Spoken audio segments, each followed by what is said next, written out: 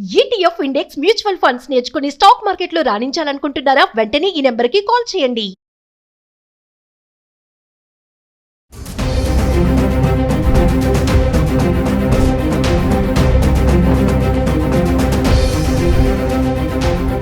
నమస్తే, welcome back to Suman TV. మన భారతీయ సాంప్రదాయంలో మహిళలకి బంగారానికి చాలా ప్రాధాన్యత ఇస్తూ ఉంటారు. మరి తులం బంగారం ఎంత అవ్వబోతుంది? తగ్గినప్పుడు స్వల్పంగా తగ్గినా పెరిగిన క్రమంలో మాత్రం రెట్టింపే పెరుగుతుంది కదా.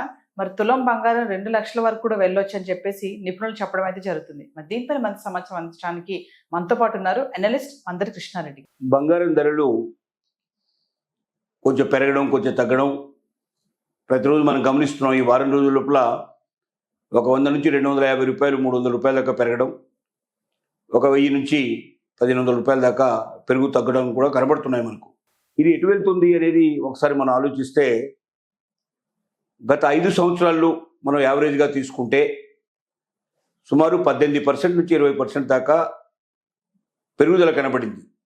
అంటే 50,000 రూపాయలు ఉన్నటువంటి బంగారం 5 ఏళ్ల కాలంలో సుమారుగా 1,00,000 రూపాయలు దాటింది. ఇదే ట్రెండ్ కంటిన్యూ అవుతుందని మనం ఆలోచించినట్టయితే ఖచ్చితంగా మరి బంగారం ధర రాబోయే 4-5 ఏళ్లలో సుమారుగా 2 నుంచి 2.5 లక్షలకి చేరుకునే అవకాశం ఉంటుందని నిపుణులు చెప్తున్నారు.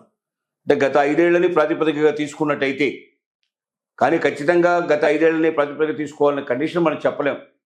ఎందుకంటే అప్పుడున్న పరిస్థితులను బట్టి అది పెరగడానికి అవకాశం దోహదం ఉండొచ్చు, ఇప్పుడున్న పరిస్థితుల్లో అది తగ్గడానికి కూడా పాసిబిలిటీ ఉండొచ్చు. కానీ పెరగడానికి ఎందుకు లక్షణాలు ఎక్కువగా ఉన్నాయని కొంతమంది చెప్తున్నారంటే, నిపుణులు చెప్పే మాట, యుద్ధాలు మరీ పెరుగుతాయి, దేశాల మధ్యలో ఉండేటువంటి సుహృద్భావ వాతావరణం ఉండదు, ఖచ్చితంగా ఏదో ఒక దేశం ఇంకో దేశం మధ్యలో రోజు రోజుకి ఉద్రిక్తలు పెరిగిపోతాయి, యుద్ధాలు వచ్చే అవకాశాలు ఉన్నాయి అనేది ఒకటి. స్టాక్ మార్కెట్ కూడా స్టడీగా ఉండదు, అది కూడా బాగా ఫ్లక్చువేట్ అయ్యే అవకాశాలు ఉంటాయి విపరీతంగా, అది కూడా ఒక కారణం కావడానికి ఆస్కారం ఉండొచ్చు. అలాగే మరి మూడో దానికి తీసుకున్నట్టయితే లెక్క, మనకు యుద్ధాలతో పాటుగా మరి దీంతో పాటుగా చమురు ధరల మీద కూడా ఆధారపడే అవకాశాలు ఉన్నాయి.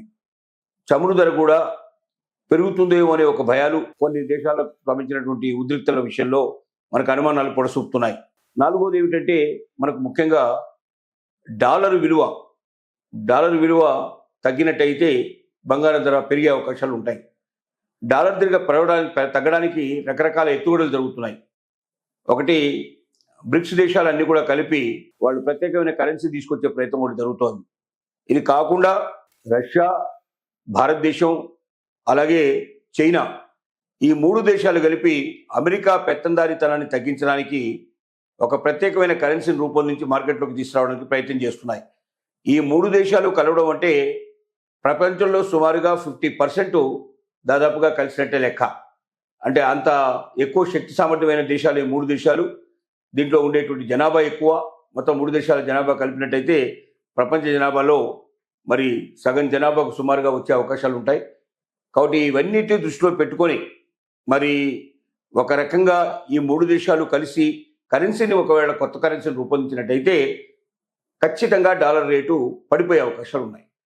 ఈ కారణాలన్నీ చూసుకున్నట్టయితే బంగారం రేట్లు పెరగడానికి అవకాశంగా కనబడుతున్నాయి. ఇది ఇలాగే జరిగితే, ఒకవేళ అంటే గత 5 సంవత్సరాలు ఉండేటువంటి పరిస్థితే మళ్ళీ కూడా పొడసూపినట్టయితే, అదే రకమైన రేషియో లోపల పెరుగుకుంటూ వెళ్ళినట్టయితే వచ్చే 5 ఏళ్లలో సుమారుగా 2 లక్షల నుంచి 2.5 లక్షల వరకు సుమారుగా గోల్డ్ రేటు తులానికి పెరిగే అవకాశాలు ఉన్నాయనేది నిపుణుల యొక్క అభిప్రాయం.